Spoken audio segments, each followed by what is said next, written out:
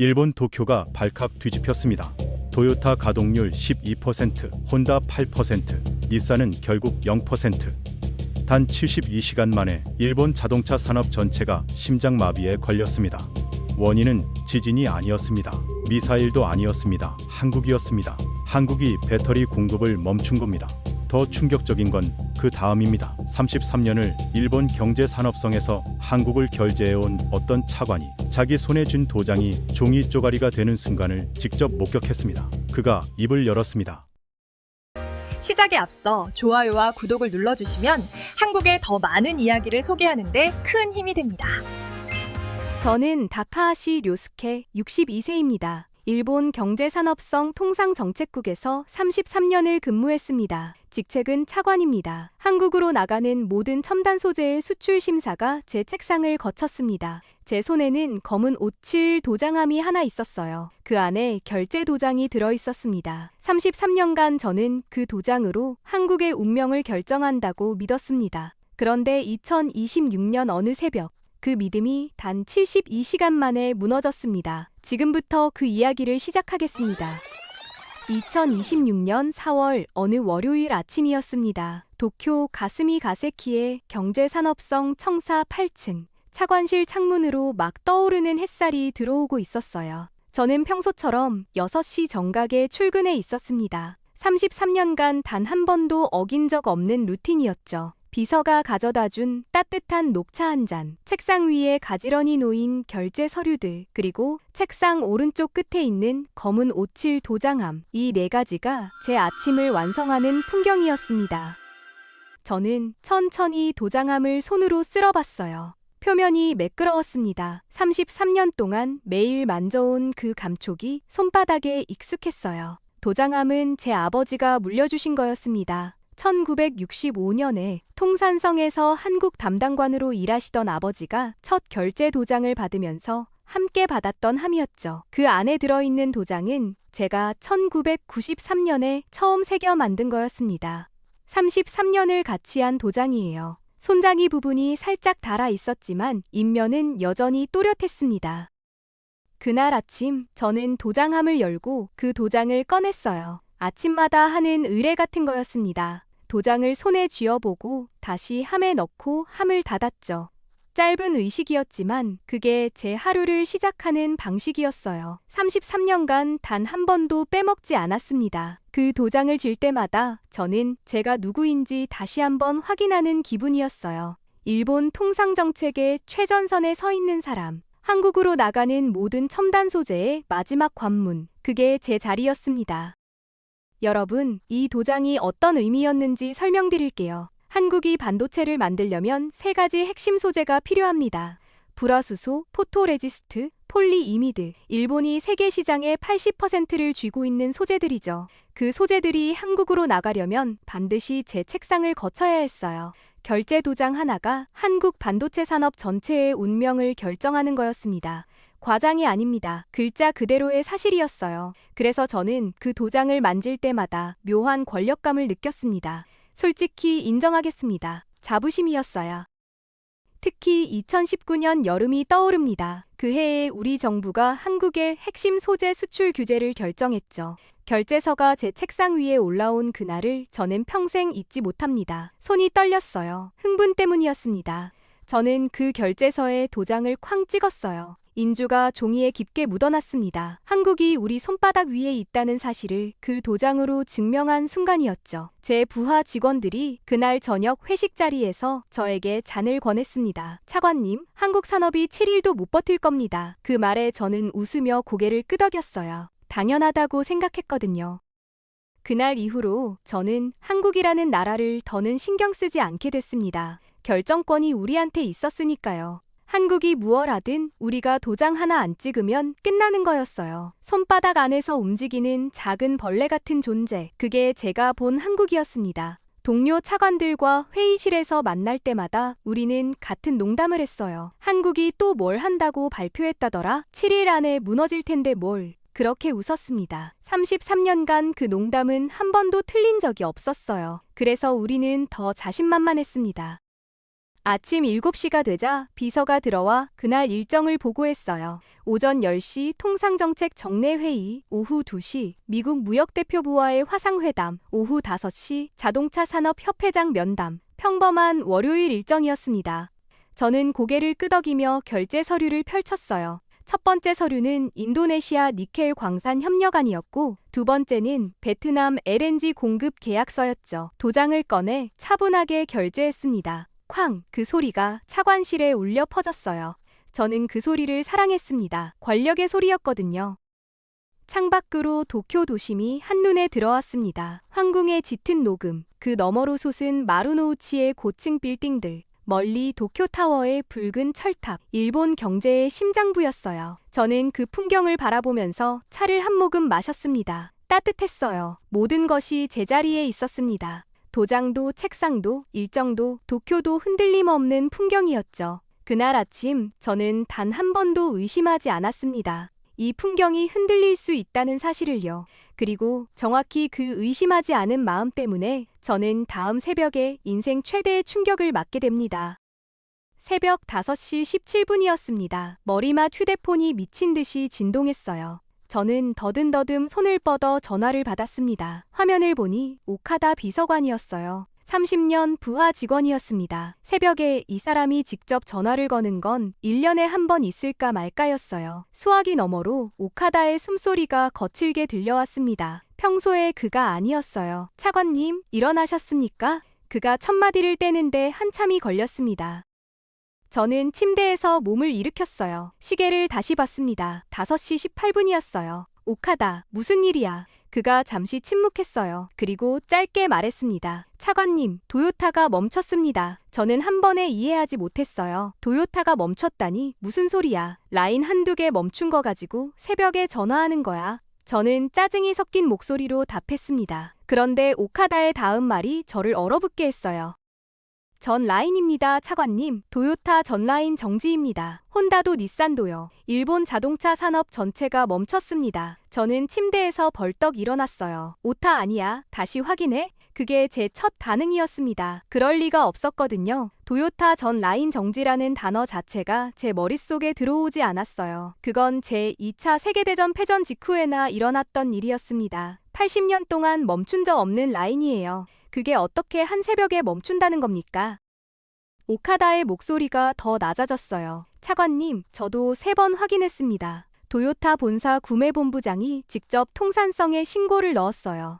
한국이 배터리 공급을 멈췄답니다. 삼성 SDI, LG에너지솔루션, SK온, 한국배터리 3사가 동시에 선적을 중단했습니다. 사유는 품질 재검증입니다. 저는 손이 떨리기 시작했어요. 휴대폰을 든 손이 미세하게 흔들렸습니다. 한국이라는 단어가 가슴에 칼처럼 박혔거든요. 또 한국이었습니다. 저는 잠옷도 갈아입지 못한 채 차관실로 향했어요. 운전기사를 깨워 차를 몰았습니다. 6시 5분에 청사에 도착했어요. 가슴이 가새키는 아직 어둠에 잠겨 있었습니다. 차관실 불을 켜고 들어가니 책상 위에 결제 서류가 그대로 놓여 있었어요. 어제 제가 도장을 찍던 그 자리에서 시간이 멈춘 것 같았습니다. 저는 자리에 앉아 컴퓨터를 켰어요. NHK 속보 화면이 떴습니다. 자막이 화면 하단을 가로지르고 있었어요. 도요타 가동률 12%, 혼다 8%, 닛산 0%, 한국 배터리 3, 4대1 수출 전면 보류. 저는 그 자막을 3번 읽었습니다. 글자가 머릿속에 들어오지 않아서요. 12%라는 숫자가 무슨 의미인지 처음에는 실감이 안 났어요. 하지만 곧 깨달았습니다. 88%가 멈췄다는 뜻이었어요. 도요타 공장 100개 중에 88개가 멈춘 거였습니다. 닛산은 더 심각했죠. 0%. 그러니까 전부 멈췄다는 의미였습니다. 일본 자동차 산업 전체의 심장이 단 하룻밤 사이에 정지한 거였어요. 80년 동안 한 번도 없던 일이 새벽에 일어난 겁니다. 오카다 비서관이 차관실로 들어왔어요. 그의 얼굴이 창백했습니다. 양복도 단추를 잘못 채운 채였어요. 차관님, 어떻게 할까요? 그가 물었습니다. 저는 즉각 대응했어요. 33년 경력이 그 순간 작동했죠. 침착해, 오카다. 일단 대체 공급선 즉시 검토해. 중국 CATL, 일본 파나소닉, 가능한 모든 옵션을 30분 안에 보고해. 한국 배터리 못 받는다고 자동차 산업이 멈춘다는 건 말이 안 돼. 분명 다른 길이 있어. 저는 자신만만하게 지시를 내렸습니다. 오카다가 차관실을 나간 사이 저는 책상 오른쪽 끝에 도장함을 봤어요. 검은 오칠이 형광등 불빛에 반짝였습니다. 평소처럼 도장함을 열고 도장을 꺼냈어요. 33년간 매일 했던 의뢰였죠. 그런데 도장이 평소보다 무겁게 느껴졌습니다. 손에 익은 그 무게가 오늘은 어쩐지 낯설었어요. 저는 도장을 꽉 쥐어봤습니다. 손잡이의 다른 부분이 손바닥에 닿았어요. 33년의 흔적이었습니다. 이 도장이 흔들릴 일은 없다고 저는 자신에게 말했어요. 30분 후 오카다가 다시 들어왔습니다. 그의 손에 든 보고서가 떨리고 있었어요. 그가 자리에 앉지도 못한 채 입을 열었습니다. 차관님, 결과 나왔습니다. 중국 CATL은 규격이 안 맞습니다. 도요타와 혼다 라인의 호환이 안 됩니다. 일본 파나소닉은 테슬라 물량 처리하느라 여력이 없습니다. 한국이 빠진 자리를 메울 공급선이 없습니다. 저는 보고서를 받아들었어요. 글자가 흔들렸습니다. 손이 떨려서가 아니었어요. 글자 자체가 흔들렸습니다. 제 시야가 흐려진 거였어요. 저는 보고서를 책상에 내려놓고 창밖을 봤습니다. 6시 30분, 도쿄에 해가 뜨고 있었어요. 어제 아침과 똑같은 풍경이었습니다. 황궁의 녹음, 마루노우치 빌딩, 멀리 도쿄타워. 변한 게 하나도 없었어요. 그런데 모든 것이 달라 보였습니다. 어제는 일본 경제의 심장부였어요. 오늘은 정지된 풍경이었습니다. 도쿄가 같은 도쿄가 아니었어요. 제 자리가 같은 자리가 아니었습니다. 33년간 흔들리지 않았던 풍경이 단 하룻밤 사이에 흔들리고 있었어요. 오카다가 다시 입을 열었습니다. 차관님, 한 가지 더 말씀드려야 할 게 있습니다. 그의 목소리가 한층 무거워졌어요. 저는 고개를 돌렸습니다. 또 뭐가 있어? 오카다가 잠시 망설이다 답했습니다. 한국산업통상자원부에서 공식 입장이 나왔습니다. 품질 재검증 기간은 최소 6개월입니다. 6개월 동안은 일본행 선적이 없습니다. 저는 자리에서 벌떡 일어났어요. 6개월? 6개월이라고. 자동차 산업이 6개월을 어떻게 견디겠어. 그건 산업 전체가 끝나는 거잖아. 오카다가 고개를 끄덕였어요. 그렇습니다, 차관님. 도요타 본사에서는 2주가 한계라고 합니다. 2주 안에 공급이 재개되지 않으면 협력업체 18,000곳이 도산합니다. 직원 수로 계산하면 230만 명입니다. 저는 그 숫자에 숨이 막혔어요. 230만 명이라니 도쿄 인구의 4분의 1이었습니다. 그 사람들이 길거리에 나앉는다는 의미였어요. 한국이 6개월 동안 배터리를 안 주면 일본은 230만 명을 길거리에 내놓아야 하는 상황이었습니다. 저는 다시 도장함을 봤어요. 33년간 한국을 결제해온 그 도장이 거기 있었습니다. 어제까지만 해도 그 도장이 한국의 운명을 결정한다고 믿었어요. 오늘은 거꾸로였습니다. 한국이 결정하고 우리가 따라야 하는 상황이었어요. 저는 손을 뻗어 도장을 꺼냈습니다. 손에 쥐어봤어요. 평소와 무게가 같았습니다. 같은 도장이었어요. 그런데 이상하게 가벼워 보였습니다. 권력이 빠져나간 도장이었거든요. 단 한 새벽에 33년의 의미가 종이 쪼가리가 되어 있었습니다.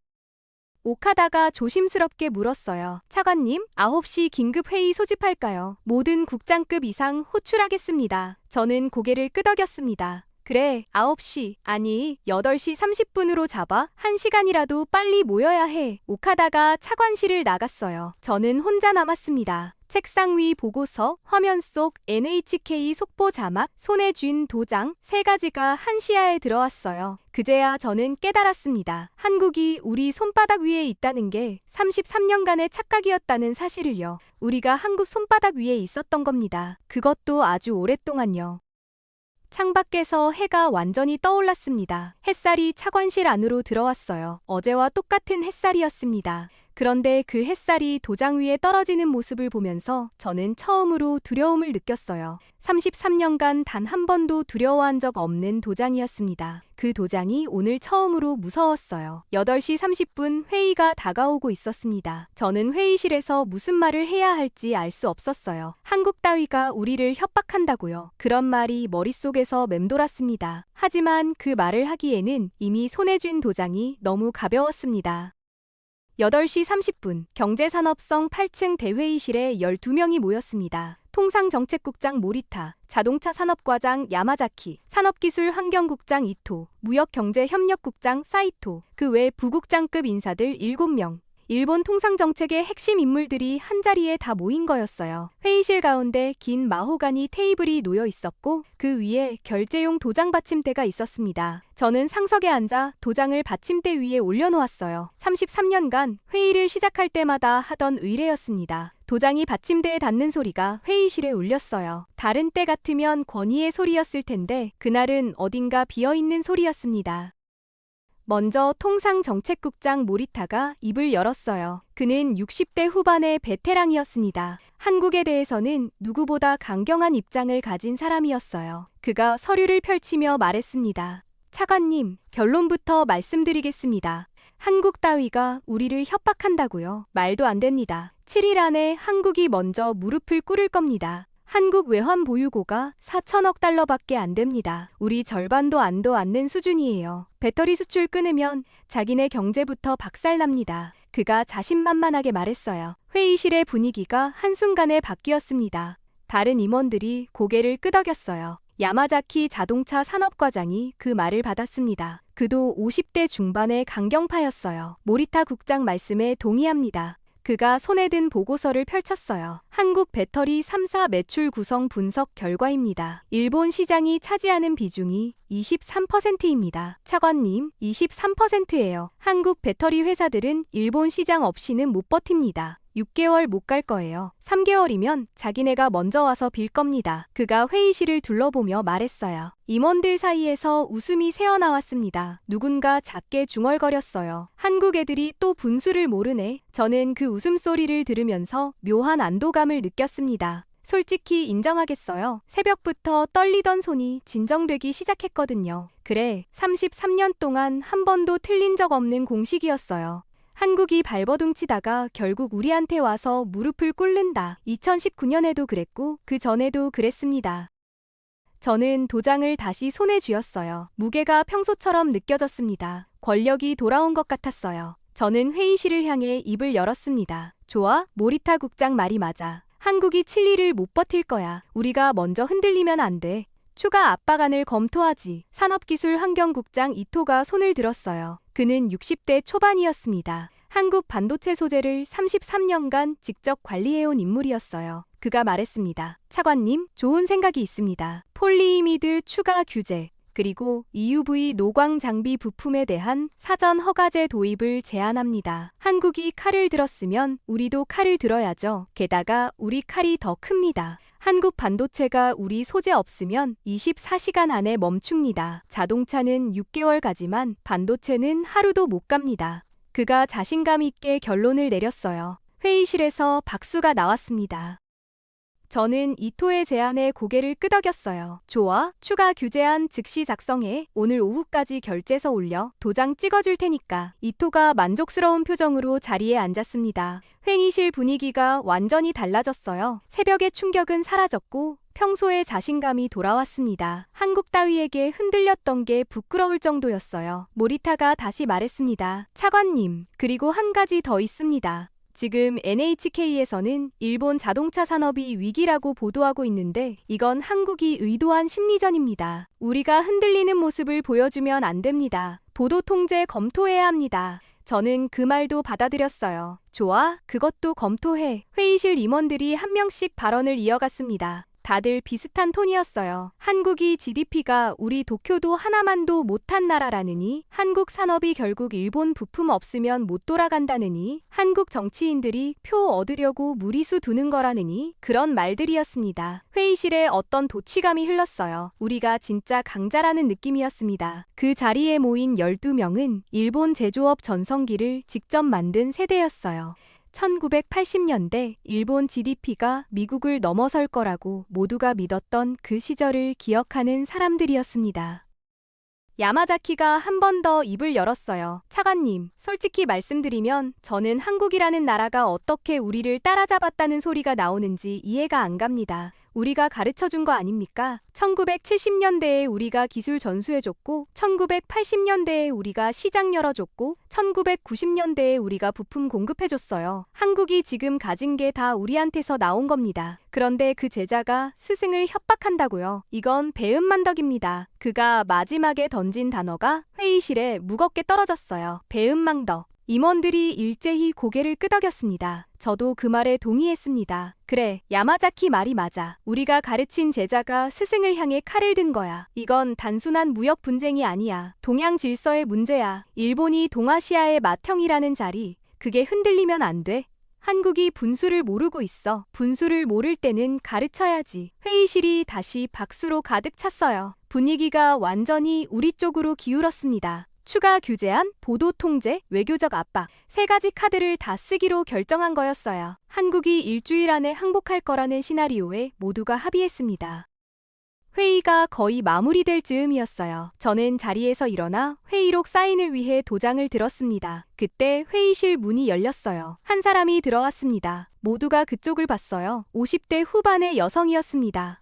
회색 정장에 머리를 단정하게 묶은 사람이었어요. 손에는 두꺼운 보고서가 들려 있었습니다. 그녀는 사사키 에리코였어요. 56세, 통상조사실 수석 분석관, 경산성 28년 근무. 그녀는 평소 회의실에 잘 나타나지 않는 사람이었습니다. 데이터만 보내고 자리에서 분석만 하는 스타일이었어요. 회의실에 직접 들어오는 건 1년에 한두 번이었습니다. 모리타 국장이 그녀를 보고 인상을 찌푸렸어요. 사사키 분석관, 무슨 일이지? 회의 끝나가는데. 사사키는 표정 변화 없이 답했습니다. 회의 결과 듣고 들어왔습니다. 모리타 국장님, 한 가지 말씀드릴 게 있어서요. 그녀가 천천히 회의실 안으로 걸어 들어왔어요. 임원들의 시선이 그녀를 따라갔습니다. 그녀는 제 앞으로 와서 보고서를 책상 위에 내려놓았어요. 표지에 이렇게 적혀 있었습니다. 한국 배터리 산업 실태 종합 분석 2019에서 2026점. 보고서 두께가 손가락 2마디는 됐어요. 저는 보고서를 슬쩍 봤습니다. 사사키, 지금 회의 결정 다 내려졌어. 추가 규제 안 가는 거야. 그 보고서는 나중에 봐도 돼. 사사키가 고개를 들어 저를 봤어요. 그녀의 눈빛이 평소와 달랐습니다. 분노도 흥분도 없었어요. 그저 담담했습니다. 그녀가 입을 열었어요. 차관님, 그 결정 재고하셔야 합니다. 회의실이 순간 조용해졌어요. 모리타가 발끈했습니다. 사사키 분석관, 지금 차관님 결정에 토다는 거야. 사사키는 모리타를 무시한 채 저를 똑바로 봤어요. 차관님, 한국이 칠리를 못 버틸 거라는 분석은 틀렸습니다. 야마자키가 코웃음을 쳤어요. 사사키 분석관, 한국 외환보유고가 우리 절반인데 어떻게 버텨? 우리가 압박만 하면 끝나. 사사키는 야마자키 쪽으로 고개도 돌리지 않았습니다. 그녀는 계속 저만 봤어요. 차관님, 외환 보유고로 보시면 안 됩니다. 한국 배터리 3사가 일본 시장을 잃으면 23% 손실입니다. 하지만 일본 자동차 산업이 한국 배터리를 못 받으면 100% 정지입니다. 23%와 100% 어느 쪽이 더 버티 있다고 보십니까? 그녀가 담담하게 물었어요. 회의실이 다시 조용해졌습니다. 저는 한순간 답을 못했어요. 23%와 100%라는 단순한 비교가 머리를 쳤거든요. 하지만 곧 정신을 차렸습니다. 33년 차관 경력이 그 자리에서 작동했어요. 사사키, 자네 분석은 잘 들었어. 하지만 한국이 23% 손실 감당할 수 있는 나라가 아니야. 정치적으로 무너져. 한국 정부가 먼저 결정 철회할 거야. 내가 33년간 한국을 지켜본 결론이야. 사사키가 처음으로 미세하게 표정을 바꿨어요. 입가에 무언가 스쳤습니다. 동정 비슷한 거였을지도 몰라요. 그녀가 천천히 답했습니다. 차관님, 33년 전 한국과 지금 한국은 다른 나라입니다. 회의실에서 누군가 헛기침을 했어요. 모리타가 끼어들었습니다. 사사키 분석관, 그건 자네 분석이고 우리는 결정 내렸어? 차관님 도장 찍으시면 찐나. 사사키는 고개를 끄덕였어요. 알겠습니다. 모리타 국장님. 그녀가 보고서를 책상 위에 그대로 두고 회의실을 나갔습니다. 문이 닫히는 소리가 평소보다 크게 들렸어요. 회의실 분위기가 어색해졌습니다. 모리타가 분위기를 수습하려는 듯 입을 열었어요. 차관님, 사사키 저 친구 요즘 한국에 너무 빠져있는 것 같습니다. 자료만 보고 살다 보니 객관성을 잃은 거죠. 임원들이 작게 웃었습니다. 저는 그 웃음에 같이 웃었어요. 그래, 자료실에만 있다 보면 그렇게 되지. 좋아, 회의는 여기까지. 추가 규제안 즉시 진행해. 도장 찍을 준비해. 임원들이 자리에서 일어났습니다. 회의실을 나가는 그들의 발걸음이 가벼웠어요. 한국에 대한 카드를 다 쥐었다고 믿는 사람들의 발걸음이었습니다. 저도 일어나 도장을 손에 쥐었어요. 회의실을 나가려다 책상 위에 놓인 사사키의 보고서를 봤습니다. 두꺼운 보고서였어요. 표지에 손가락이 닿았습니다. 저는 잠시 망설였어요. 그러나 곧 손을 뗐습니다. 나중에 보면 돼. 지금은 도장을 찍을 시간이었거든요. 회의실 문을 나서면서 저는 시계를 봤습니다. 9시 17분이었어요. 새벽 5시 17분에 오카다의 전화를 받은 지 정확히 4시간이 지난 시점이었습니다. 그 4시간 동안 저는 흔들림에서 자신감으로 돌아온 거였어요. 한국이 칠리를 못 버틸 거라는 결론에 12명이 합의했고 추가 규제안이 결정됐고 보도 통제도 검토에 들어갔습니다. 저는 차관실로 돌아가는 복도를 걸으면서 도장을 손에 꽉 쥐었어요. 33년간 흔들리지 않은 도장이었습니다. 오늘도 흔들리지 않을 거였어요. 그렇게 믿었습니다. 사사키의 보고서가 회의실 책상에 그대로 남아 있었지만 저는 그 보고서를 다시 떠올리지 않으려 했습니다. 차관실로 돌아온 저는 도장을 책상 위에 올려놓고 사사키의 보고서를 꺼냈습니다. 회의 결과는 이미 결정났지만 보고서는 한번 봐두는 게 도리라고 생각했어요. 사사키는 28년간 한 번도 헛소리를 한 적이 없는 사람이었거든요. 보고서 표지에 손을 얹었습니다. 매끄러운 종이의 감촉이 손바닥에 닿았어요. 첫 페이지를 펼쳤습니다. 그리고 저는 그 자리에서 굳었어요. 첫 페이지 첫 줄이 이렇게 시작하고 있었습니다. 한국 배터리 세계 시장 점유율 70%, 580억 달러 규모, 70%라는 숫자가 눈을 때렸어요. 저는 그 숫자를 다시 봤습니다. 7과 0, 분명히 70이었어요. 한국 배터리 3사가 전 세계 전기차 배터리 시장의 70%를 쥐고 있다는 의미였습니다. 일본 파나소닉은 11%, 중국 CATL은 15%, 그 외 군소업체들이 4%, 한국 70, 그 외 30. 이건 시장이 아니었어요. 사실상 한국이 시장 자체였습니다. 저는 페이지를 빠르게 넘겼습니다. 두 번째 페이지가 더 충격적이었어요. 두 번째 페이지에는 2019년 일본이 한국에 수출 규제했던 핵심 소재 3종의 현재 상태가 적혀 있었습니다. 불화수소, 한국 국산화 100% 완료, 포토레지스트, 한국 국산화 92% 완료, 잔여 8%는 벨기에산으로 대체, 폴리이미드, 한국 국산화 100% 완료, 일본 의존도 0%. 저는 그 숫자를 2번 읽었습니다. 0%라니요. 33년간 제가 도장으로 결제해왔던 그 소재들을 한국이 더는 안 쓴다는 의미였어요. 제 도장이 결제할 대상 자체가 없어진 거였습니다. 저는 일어나 창가로 갔습니다. 손이 떨렸어요. 가스미 가세키의 풍경이 흐릿하게 보였습니다. 도쿄타워의 붉은 철탑이 어딘가 멀어 보였어요. 33년간 제가 한국을 결제한다고 믿었던 그 시간이 한국 입장에서는 일본을 떠나는 시간이었던 겁니다. 저는 결제의 칼을 휘두른다고 생각했어요. 한국은 그 칼이 닿지 않는 거리로 옮겨가는 중이었습니다. 그 사실을 33년간 모르고 있었어요. 저는 책상으로 돌아와 보고서를 다시 펼쳤습니다. 세 번째 페이지가 기다리고 있었어요.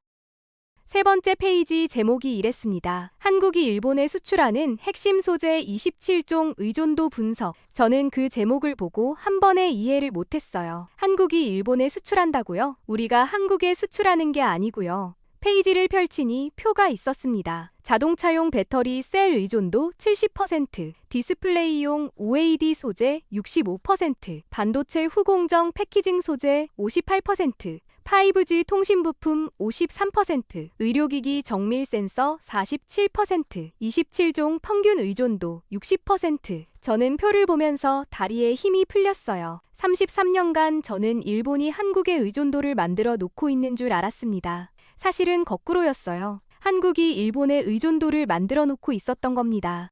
문이 열렸어요. 사사키 분석관이 들어왔습니다. 그녀는 노크도 없이 들어왔어요. 평소 같으면 결례라고 화를 냈을 텐데 그날은 그러지 못했습니다. 그녀가 책상 맞은편 의자에 앉았어요. 표정은 회의실에서와 똑같이 담담했습니다. 그녀가 입을 열었어요. 차관님, 보고서 보셨군요. 저는 고개를 끄덕였습니다. 사사키, 이 숫자들이 정말이야. 사사키가 짧게 답했어요. 차관님, 숫자는 거짓말하지 않습니다. 이 데이터는 일본 자체한업 통계와 한국 산업상자원부 발표를 교차 검증한 것입니다. 오차는 없습니다. 저는 보고서를 다시 손에 쥐었어요. 사사키, 한 가지만 묻자. 한국이 이걸 언제부터 준비했어? 사사키가 답했습니다. 2019년 7월입니다. 일본 정부가 수출 규제를 결정한 그날부터요. 한국 정부가 그날 저녁에 긴급 회의를 열었고 다음 날 아침에 소재 부품 장비 자립 5개년 계획을 발표했습니다. 7년 만에 100% 자립을 달성했습니다. 그리고 그 7년 동안 한국은 단순히 일본 의존도를 줄인 게 아닙니다. 27종 핵심 소재에서 거꾸로 일본이 한국에 의존하게 만들었습니다. 차관님, 이건 보복입니다. 7년간 준비한 보복이에요. 저는 보고서를 책상에 내려놓았어요. 손이 미세하게 떨리고 있었습니다. 사사키, 그러면 이번 배터리 공급 중단도? 사사키가 고개를 끄덕였어요. 네, 차관님. 단순한 품질 재검증이 아닙니다. 7년간 칼을 갈아온 한국이 그 칼을 처음으로 휘두른 겁니다. 그리고 차관님, 한 가지 더 보여드릴 게 있습니다. 그녀가 가방에서 USB 메모리를 꺼냈어요. 검은색 USB였습니다. 그녀가 그것을 책상 위에 놓고 말했습니다. 차관님 컴퓨터에 꽂아보세요. 일본 산업기술연구소가 이번 주에 자체적으로 시행한 비교 시험 영상입니다. 저는 USB를 컴퓨터에 꽂았어요. 폴더가 열렸습니다. 영상 파일이 2개 있었어요. 첫 번째 파일을 클릭했습니다. 화면이 켜지자 일본 파나소닉의 차세대 배터리 시제품이 실험대 위에 올려져 있었어요. 일본 산업기술연구소 연구원의 목소리가 들렸습니다. 본 시험은 관통 테스트입니다. 강철 못으로 배터리를 관통하여 안전성을 검증합니다. 카운트다운이 시작됐어요. 3, 2, 뭐지? 배터리를 관통했습니다. 그 순간 화면이 일렁였어요. 처음에는 가느다란 연기였습니다. 하지만 5초 뒤에 검은 연기가 뭉게구름처럼 부풀어 올랐어요. 그리고 폭발음과 함께 주황색 화염이 천장까지 솟구쳤습니다. 강화 유리 너머에서 연구원이 뒤로 물러나는 모습이 보였어요. 화염은 30초 가까이 이어졌습니다. 마침내 소화가스가 분사되면서 불길이 잦아들었어요. 배터리는 시커멓게 녹아내려 형체를 알아볼 수 없게 됐습니다. 저는 모니터에서 눈을 떼지 못했어요. 저게 일본 차세대 배터리였습니다. 우리가 5년간 수조엔을 투입한 결과물이었어요. 사사키가 조용히 말했어요. 차관님, 다음 영상도 보세요. 두 번째 파일을 클릭했습니다. 이번에는 한국 삼성 SDI 전고체 시제품이 실험대에 올려져 있었어요. 같은 일본 연구원의 목소리가 들렸습니다. 동일 조건 관통 테스트를 진행합니다. 3, 2, 1, 못이 배터리를 관통했습니다. 저는 폭발에 대비해 어깨를 움츠렸어요. 그런데 아무 일도 일어나지 않았습니다. 연기도 없었어요. 화염도 없었어요. 배터리는 그저 그 자리에 가만히 있었습니다. 못이 박힌 채로요. 연구원이 카메라 앞으로 다가왔어요. 그가 말했습니다. 본 시제품은 관통 후에도 정상 작동합니다. 그가 배터리에 연결된 작은 전구를 가리켰어요. 전구에 불이 환하게 들어와 있었습니다. 못이 박혀 있는데 전구가 빛나고 있었어요. 30초가 지나도 1분이 지나도 침묵이었습니다. 영상이 끝났어요. 저는 화면을 한참 바라봤습니다. 폭발한 일본 배터리, 침묵하는 한국 배터리. 그 두 영상이 머릿속에서 겹쳐졌어요. 같은 못, 같은 조건, 다른 결과였습니다. 사사키가 입을 열었어요. 차관님, 일본 산업기술연구소 자체 결론이 이렇게 나왔습니다. 일본 차세대 배터리 양산은 2030년 이후에나 가능. 한국은 이미 양산 라인 가동 중, 기술 격차 최소 5년. 저는 자리에 주저앉았어요. 5년이라니요. 자동차 산업 5년이면 한 세대가 넘어갑니다. 5년간 우리가 못 만드는 걸 한국이 만들고 있었던 거예요. 그 5년 동안 우리는 회의실에서 한국 따위라고 비웃고 있었습니다. 한국이 칠리를 못 버틸 거란 농담을 33년 동안 하고 있었어요. 사사키가 마지막 자료를 책상 위에 놓았습니다. 한 장의 종이였어요.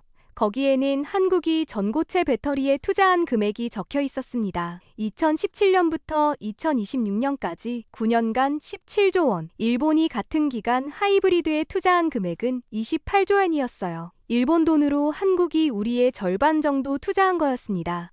그런데 결과는 정반대였어요. 한국은 미래에 투자했고 우리는 과거에 투자했습니다. 같은 돈으로 한국은 다음 세대를 만들었고 우리는 지난 세대를 연장했어요. 저는 책상 오른쪽 끝에 도장함을 봤어요. 검은 오칠이 형광등 불빛에 반짝였습니다. 33년간 손에 익은 그 도장함이 그 순간 처음으로 낯설어 보였어요. 저는 손을 뻗어 도장을 꺼냈습니다. 손에 쥐어봤어요. 평소처럼 무거웠습니다. 그런데 무게가 가짜처럼 느껴졌어요. 권력이 빠져나간 빈 껍데기 같았습니다. 33년간 이 도장이 한국의 운명을 결정한다고 믿었어요. 사실 이 도장은 종이 한 장도 결제할 권한이 없는 거였습니다. 한국은 이 도장이 닿지 않는 자리로 7년 전에 옮겨갔거든요. 저는 도장을 다시 함에 넣었어요. 함이 뚜껑이 닫히는 소리가 평소보다 크게 들렸습니다. 그때 제 시선이 책상 한쪽 구석에 놓인 액자에 닿았어요. 흑백 사진이 들어있는 액자였습니다. 1965년 통산성에서 찍은 사진이었어요. 가운데에 양복 차림의 일본인 관료가 서 있었고 그 주변에 한국 기술자 5명이 고개 숙여 메모를 하고 있었습니다. 가운데 일본인 관료가 제 아버지였어요. 다카하시 신지, 통산성 한국 담당관. 1965년 한일 기본조약 체결 직후의 사진이었습니다. 그때 한국은 GDP 105달러였어요. 일본의 30분의 1이었습니다. 저는 그 사진을 한참 바라봤어요. 아버지가 1980년에 저에게 이 사진을 주시면서 했던 말이 떠올랐습니다. 료스케, 너도 통산성에 가게 되면 이 사진 책상 위에 두어라. 한국은 우리가 가르친 제자다. 절대 잊지 마라. 그게 아버지가 저에게 남긴 가르침이었어요. 33년간 저는 그 가르침을 단 한 번도 의심하지 않았습니다. 한국은 우리 제자라는 그 명제가 제 33년의 토대였어요. 그런데 사사키의 보고서가 그 토대를 흔들고 있었습니다. 제자가 7년 만에 스승의 칼이 닿지 않는 곳으로 옮겨갔다는 것을 그 보고서가 증명하고 있었어요.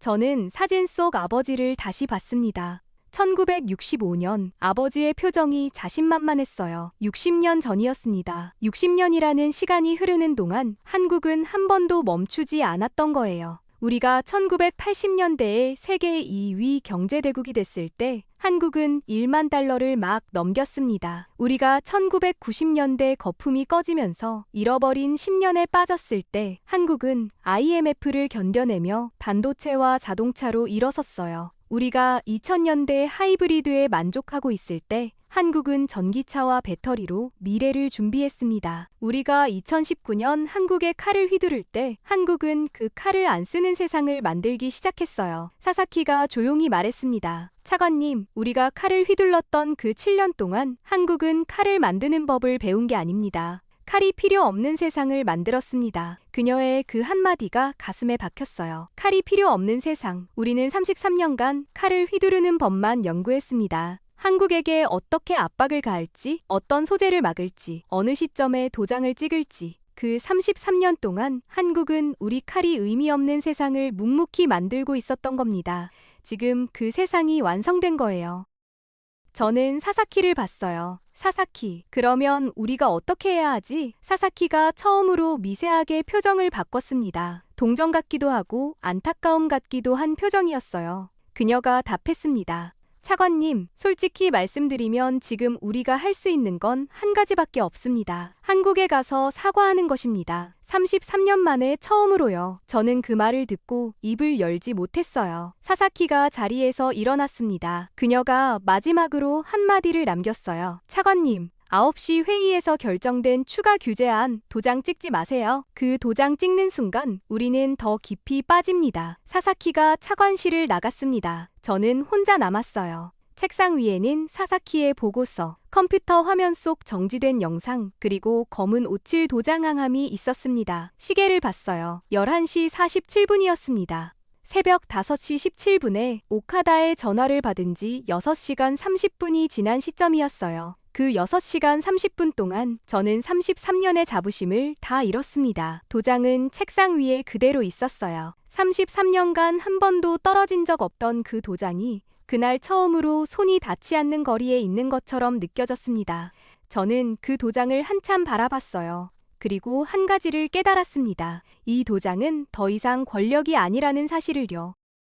오후 2시였습니다. 통상정책국장 모리타가 차관실로 들어왔어요. 손에는 두꺼운 결제 서류가 들려 있었습니다. 9시 회의에서 결정된 한국 추가 규제안이었어요. 폴리이미드 추가 규제, EUV 노광 장비 부품 사전 허가제, 그리고 신규 화학 소재 7종에 대한 수출 통제. 모리타가 자신만만하게 서류를 책상 위에 올려놓았습니다. 차관님, 결제 부탁드립니다. 오늘 오후 4시에 발표하면 한국이 24시간 안에 협상 테이블로 올 겁니다. 그가 평소처럼 자신감 있게 말했어요. 저는 서류를 펼쳤습니다. 1차 충격이었어요. 도장을 손에 쥐었는데 손이 움직이지 않았습니다. 33년간 단 한 번도 멈춘 적 없는 그 동작이 그날 처음으로 멈췄어요. 도장이 결제서 위에서 1cm 떠 있었습니다. 그 1cm가 영원처럼 길었어요. 모리타가 의아한 표정으로 물었습니다. 차관님, 왜 그러십니까? 저는 답을 못했어요.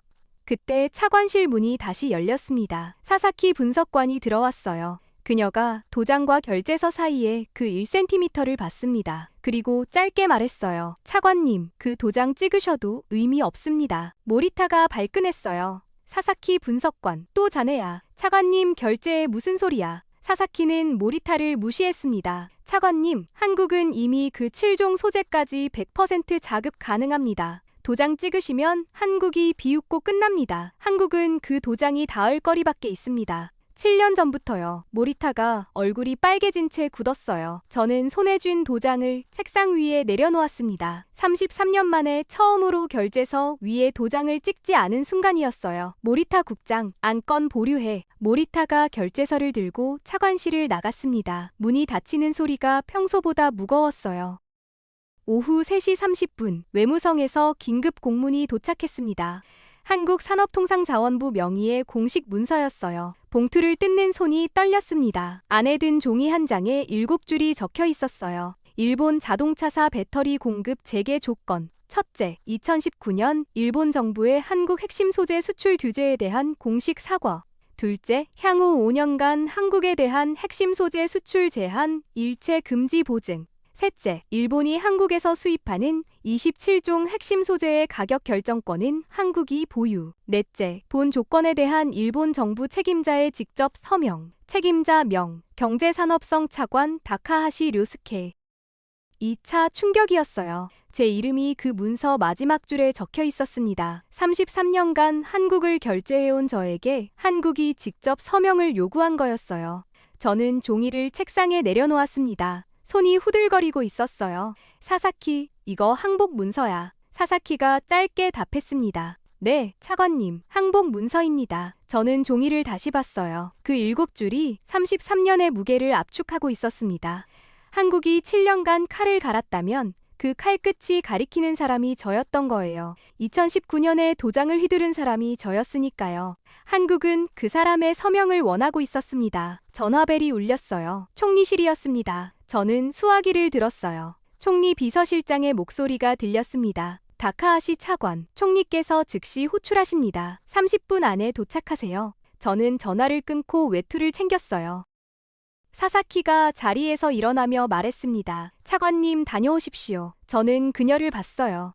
사사키, 자네는 이걸 7년 전부터 알고 있었지? 사사키가 처음으로 미세하게 미소를 지었습니다. 차관님, 7년 전부터 알았다기보다는 7년간 매년 보고서를 올렸습니다. 33부 올라갔어요. 33부 모두 차관실 서랍에 잠들어 있었습니다. 저는 그 자리에서 굳었어요. 33부의 보고서가 33년간 잠들어 있었습니다. 제 손이 그 서랍을 한 번도 열지 않았던 거예요. 총리 관저까지 가는 차 안에서 저는 창밖을 봤습니다. 도쿄의 오후 풍경이 흐르고 있었어요. 지나가는 행인들, 신호등에 멈춘 차들, 빌딩 사이로 비치는 햇살. 모든 것이 평소와 똑같았습니다. 그런데 모든 것이 달랐어요. 저는 어제까지 33년 차관이었고 오늘은 항복 문서에 서명할 사람이었습니다. 같은 도쿄, 다른 세계였어요. 차창에 비친 제 얼굴이 낯설게 느껴졌습니다. 거기에 비친 사람은 더 이상 33년의 권위를 가진 차관이 아니었어요. 그저 한 시대의 끝을 마주한 한 명의 일본인이었습니다.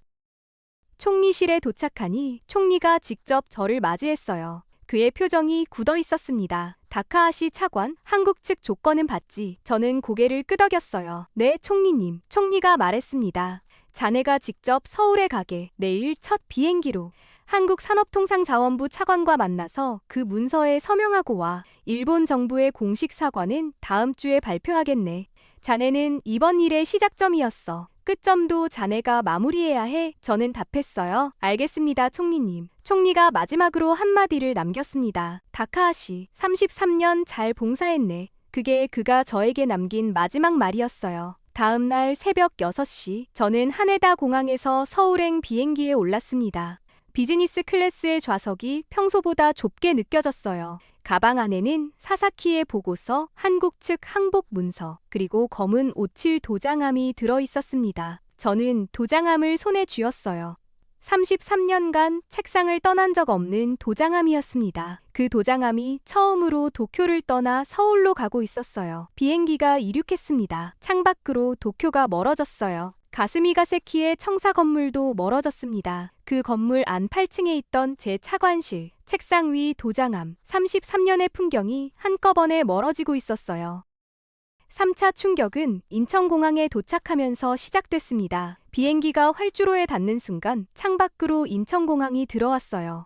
유리와 강철의 거대한 구조물이 햇빛에 반짝이고 있었습니다. 저는 1985년에 처음 한국에 출장 왔던 기억을 떠올렸어요. 그때 김포공항은 작고 낡은 건물이었습니다.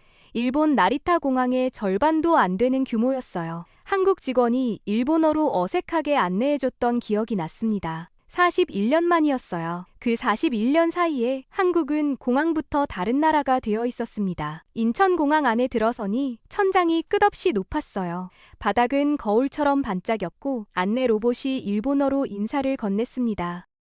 환영합니다. 도와드릴까요? 저는 그 로봇 앞에서 한참 서 있었어요. 서울 광화문의 산업통상자원부 청사에 도착했습니다. 11층 차관실로 안내받았어요. 문 앞에서 잠시 숨을 고르고 들어갔습니다.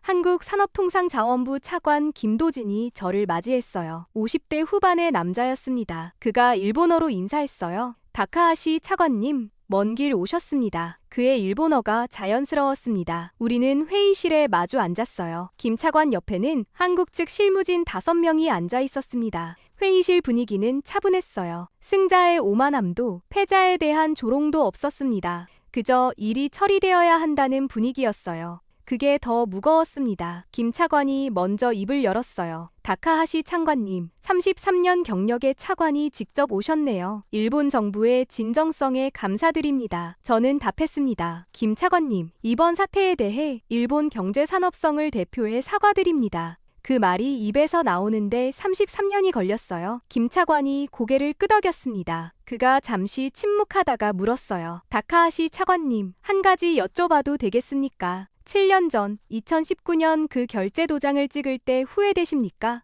회의실이 조용해졌어요. 한국 측 실무진들도 저의 통역도 모두 숨을 죽였습니다. 저는 잠시 침묵했어요. 그리고 솔직하게 답했습니다. 김 차관님, 후회됩니다. 7년 전 그 도장 한 번이 일본의 30년을 결정했습니다. 김 차관이 처음으로 미소를 지었어요. 그가 답했습니다. 다카하시 차관님, 후회는 안 하셔도 됩니다. 그 덕에 우리가 여기까지 왔으니까요. 그 한마디가 가슴에 박혔어요. 후회는 안 하셔도 됩니다. 그 덕에 우리가 여기까지 왔으니까요. 한국이 7년간 갈고 닦은 칼이 그 한마디 안에 들어있었습니다. 그 칼은 저를 베지 않았어요. 그저 7년 전 제가 휘두른 칼을 거두어 드리라고 말하고 있었습니다.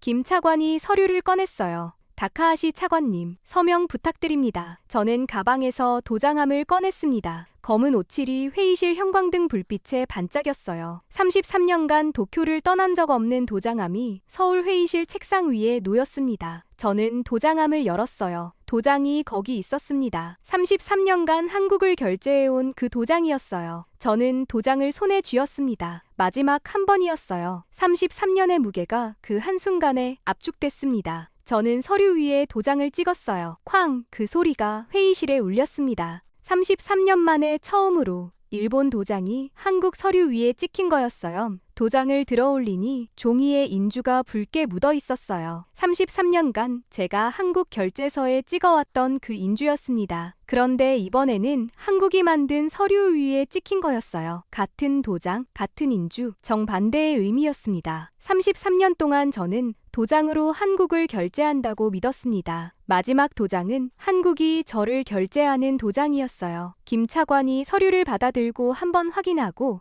자리에서 일어났습니다. 그가 손을 내밀었어요. 다카하시 차관님, 수고하셨습니다. 저는 그 손을 잡았습니다. 한국 차관의 손이 따뜻했어요. 회의실을 나오면서 저는 도장함을 가방에 다시 넣었습니다. 33년간 권력을 담고 있던 도장함이 이제 빈인함이 되어 있었어요. 도장은 거기 있었지만 도장이 아니었습니다. 그저 한 시대의 마지막을 봉인한 인장일 뿐이었어요. 그날 저녁 비행기로 도쿄로 돌아왔습니다.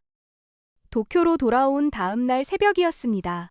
저는 평소보다 1시간 일찍 차관실로 출근했어요. 청사 8층은 비어 있었습니다. 형광등을 켜자 33년간의 풍경이 눈앞에 펼쳐졌어요. 책상, 결제 서류, 창밖 가스미 가세키, 그리고 책상 오른쪽 끝에 검은 오칠 도장함. 저는 도장함 앞에 한참 서 있었습니다. 33년간 매일 아침 그 함을 열던 손이 그날따라 무겁게 느껴졌어요. 마지막 의뢰를 시작할 시간이었습니다.